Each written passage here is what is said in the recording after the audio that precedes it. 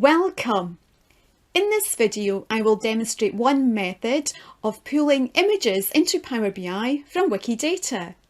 And this is the project which we will create. I will begin by creating a slicer populated with the names of artists. Beneath the slicer, there is an image grid which provides the images relating to that artist.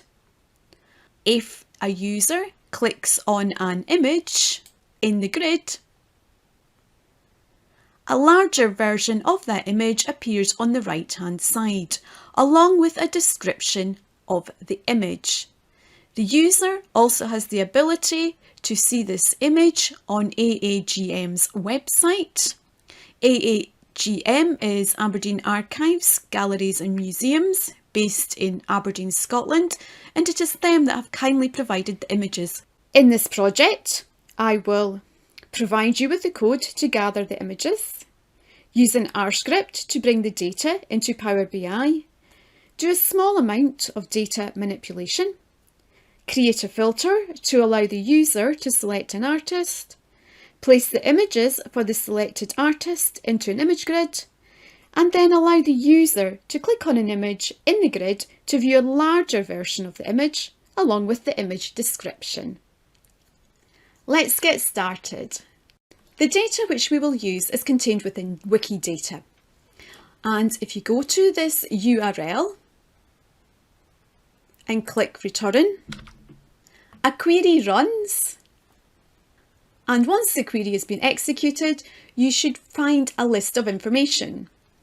And this is the list which we will pull into Power BI. As you will see, there are 8 columns, and once we pull the data into Power BI, I will discuss these columns in a bit more detail. But for the time being, I'd just like to highlight the first column called Item. And if you go to one of the cells within that column, for example, this second one here, and click on it, it takes you to the Wikidata page for that piece of art. From here, you can find out more information about the art piece. And if I scroll down, we can see the artist. If I click on the artist's name, it takes me to the Wikidata page for the artist rather than the art. And here I can find out then a lot more information about the artist. If I scroll down to the bottom of the page, you will see that this artist actually has a page in Wikipedia as well. So if I was to click on the English version here, I'm redirected to that artist's Wikipedia page. But I digress. Let's go back to our list of information. I am looking to find the code which created this list. And to do that, I go down to the bottom left-hand corner of the page where it says Wikidata Query Service. I click on that, and a new page opens containing the code which was used to create the list. We can prove that that is the case by clicking the Run button. And if you scroll down the page, you will see that our information has been created, and our data set is going to contain 4,085 rows. In this video, I am not going to walk you through what each of these items within the codes means. If you're interested, I did do a separate video relating to shipwrecks in which I walked through how a query can be created, and it's essentially the same type of process I followed here. But I am keen to create more videos demonstrating how a Wikidata query can be created. I'm going to leave this page open as we will come back to this code, but in the meantime I'm now going to go across to Power BI. In a new Power BI report, I am looking to bring the data in a table format, and to do that I will use R code and create a data frame. If you've not already set up Power BI to interact with R, then you will need to do that for this project to work. It should be quite straightforward to set this up, and I will provide a helpful guide in this video's description to aid you. I already have R, RStudio and the Wikidata Query Service R package installed on my computer. If you have not got these all installed, then you are likely to have to install these for this project to work. Now we can turn our attention to bringing the data in. To do that, in Get Data, I select More, then into the box, type R script, select R script, connect. In the box which appears, I type in library, open bracket, and then the name of the package I would like to use, which is Wikidata Query Service R. Close the bracket. In a new row, I now set up my data frame. I will call my data frame Art. And I need to tell Art it is a data frame, so I feed in data.frame, open brackets. I am telling the data frame that it will query Wikidata, so I type in query underscore Wikidata, open the brackets, put a single quote, then a space. Now I'm going to be good at this point and close off everything that I've opened to try and prevent errors. So I will close off the single quote which I opened, close off this bracket, and then close off the first bracket. I now go back to the Wikidata code, and all I need to do is copy my code. So for me, that's a Control-C after highlighting it. And then in between my two single quote marks, I paste that code. Then all I need to do is click OK. All I now need to do is click the box next to Art, and I will see a preview of the data. Once the preview has loaded, I just click Load. Once the data has loaded in the Fields section, if you just click the drop-down arrow next to Art, you should then see that the 8 columns have successfully been loaded into Power BI. At this point, if you want to have a look at the data, if you go to the right-hand side of the page and click the data symbol, the data should appear. I'm going to look to make a few small changes to this data. So to do that, back up in Report View, I select Transform Data, Transform Data. I will now look at some of these columns in a bit more detail. The first column, Item, we are aware that this will take us to the piece of art in Wikidata. So I will rename this column, double click on it and call it Wikidata Art URL. The next column, Item Label, actually contains a description of the piece of art. So I will double click on that and rename it Description. The next column, called IMG, contains a link to the image in Wiki Comments. So if you were to take the contents of any of these cells, just click on one of them, then right click and go copy, then go across to a web page and paste it in to the web page. You will see the image as it appears in Wikimedia Commons. Back to Power BI.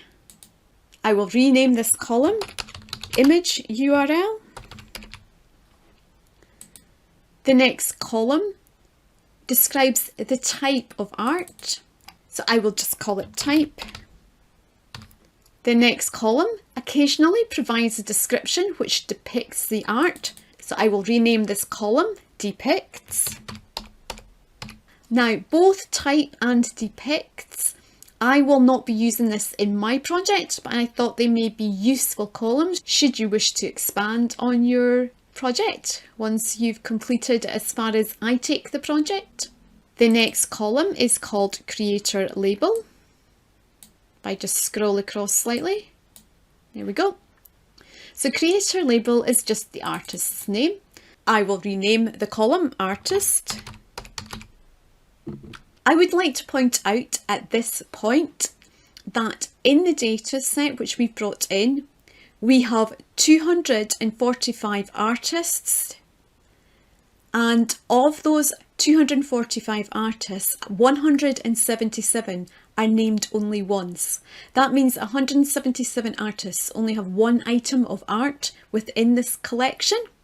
And I mention this because I will take this into consideration later when I come to create the filter containing the artist's name. The next column says Creator, and this is a link to the artist record within Wikidata. So again, if you were to click on any of these cells and copy it and paste it into a web browser, you would see the relevant page for the artist in Wikidata. Please feel free to check that out. In the meantime, I will just rename this column Wikidata Artist URL. And the last column is called AAGM. And this AAGM stands for Aberdeen Archives, Galleries and Museums. And it's actually a reference which will aid us create a URL directing us to the relevant page for the art on AAGM's website. Let's look at an example of this. Across in the website for Aberdeen Archives, Galleries and Museums, which is headed up eMuseum aberdeencity.gov.uk objects, you'll notice that after objects there is a reference 26818, and if we go back to Power BI and look at our third one down, we have the reference 26818. This means that if we put any of these references here in after the objects /, we will see the relevant page in AAGM's website. So for example, let's take the next one down. If we change our website URL to 26810, let's go back here and change the last digit from an 8 to a 0. You will see that the page updates for that relevant item. So in each case, note that the first section always stays the same, and it's just the reference at the end which alters. So let's go across to Power BI. Here, because we are creating a URL with these references, I need to make this column of type text. So if I click on the 1.2 and just change it to text. Next, I add a new column. So add column, custom column.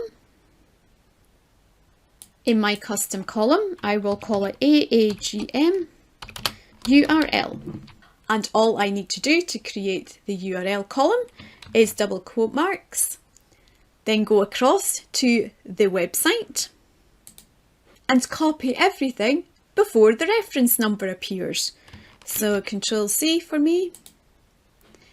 I put that in between my double quote marks, come outside my double quote marks and put an ampersand, and then all I need to do is put in my reference column. So if I go down here and click on AAGM, insert, and then click OK. And there we have it, we've created a relevant URL.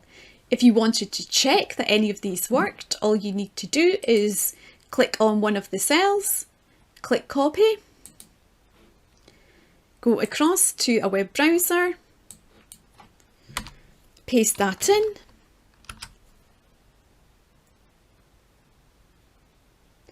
and as you can see, we get the relevant web page relating to that piece of art.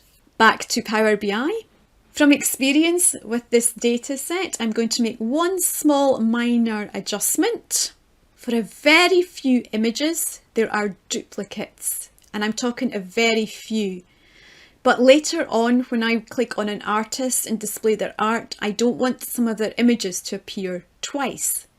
So to make sure that doesn't happen, up in the image URL column, right click and select Remove Duplicates.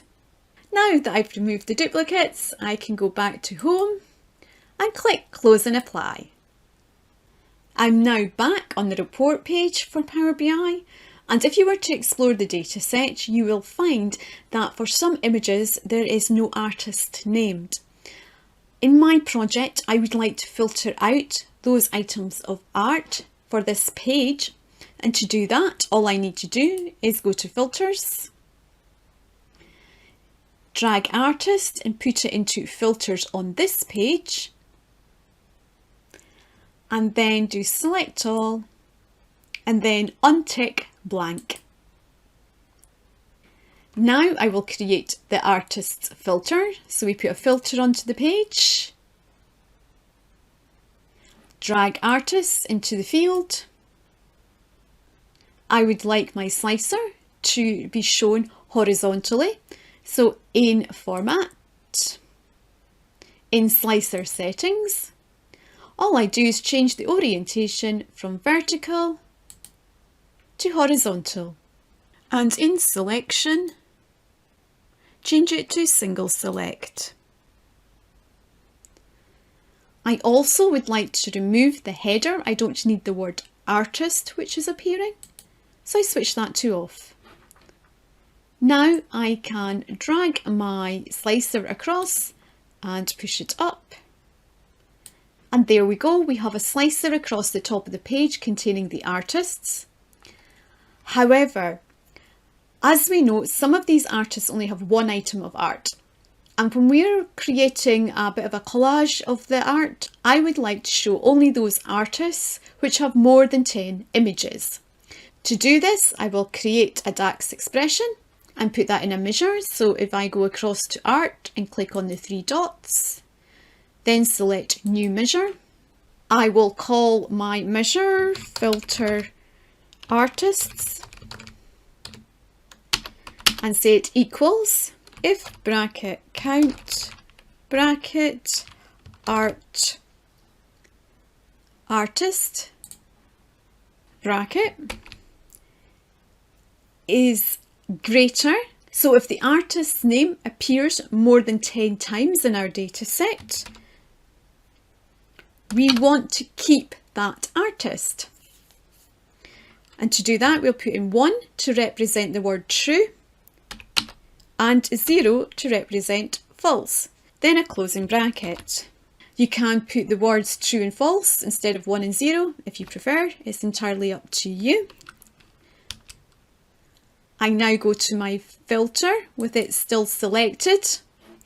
I drag my new measure into the Add Filters field section and say Show items when the value is 1 and apply the filter. This means that our filter should now only contain artists if they've got more than 10 pieces of art in the collection. We are getting there, not much more changes to make. The first thing though I do need to change before I can bring my images in is go to image URL, click on that field, and then under data category, rather than uncategorized, I change it to image URL.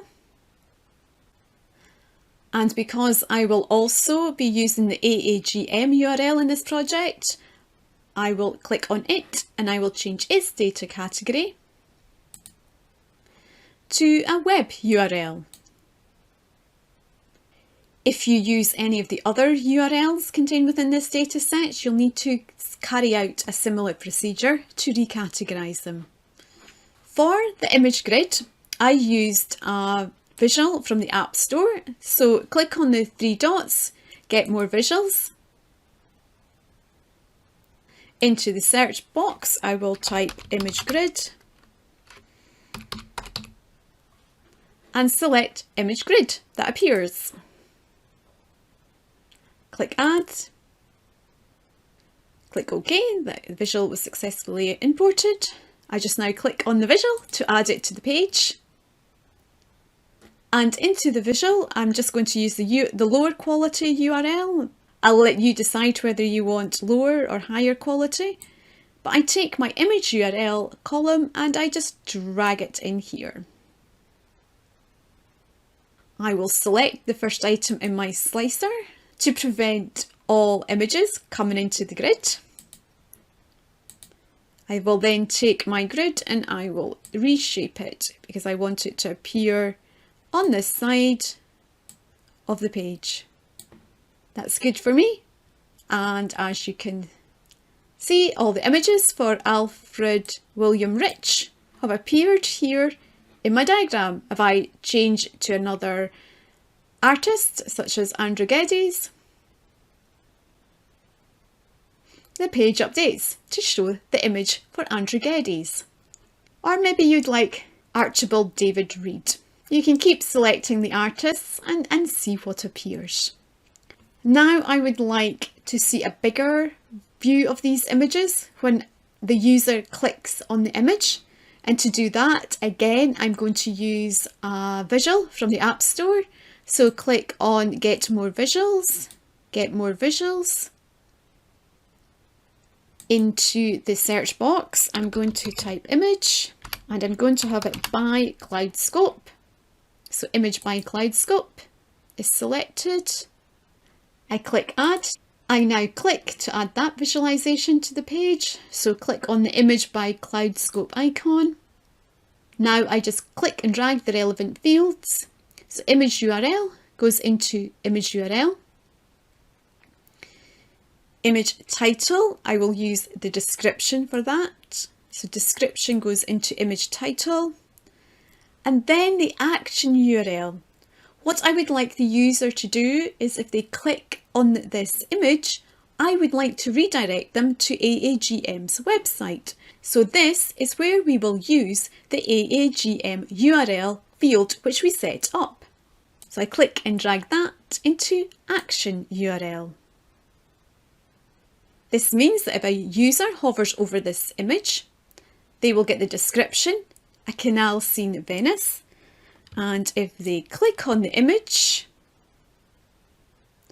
it tells us that we're about to navigate to a web page. So I click OK, and in my browser, the relevant web page opens, providing information on that piece of art. Let's go back to Power BI. The only other thing I will add to the page is a description of this image. Yes, we can see it when we hover over, but it might be quite good to just put it explicitly onto the page. To do that, I insert a card. Into my card, I just drag the description. And then in format, I will switch my category label to off. And I will change the size of the font in the callout value to 16. You can then check that everything works if you click on another image in the grid. The page should update and the description should update. You can try this out with a few more artists and hopefully everything is working correctly for you. To make it clearer to the user that if they click on an image in the grid, it will appear in the larger image box, I am just going to change the description from image URL, which is appearing at the moment. Double click on the box here and just type in click image to see larger view. And if I click return, the wording changes at the top of the grid. At the moment, if you click on an image in the grid, then a larger view appears. And it is in that direction that we want the visuals to update.